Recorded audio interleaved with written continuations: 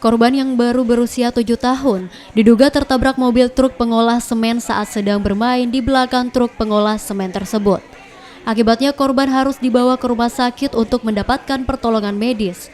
Namun sayang nyawa korban tak tertolong. Diketahui truk pengolah semen tersebut sedang melakukan pengerjaan beton di jalan di Kelurahan Pacerakang, Kecamatan Biringkanaya, Makassar.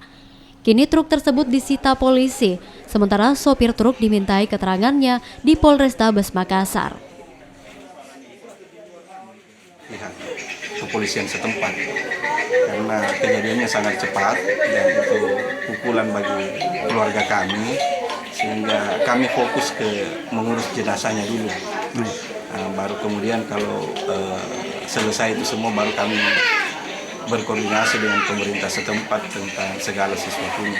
Oke, sebenarnya pada saat ini yang kita lihatnya atau saksi lihatnya itu apa? Informasinya kan ada mobil molen begitu dan ada pengerjaan jalan. Iya, memang katanya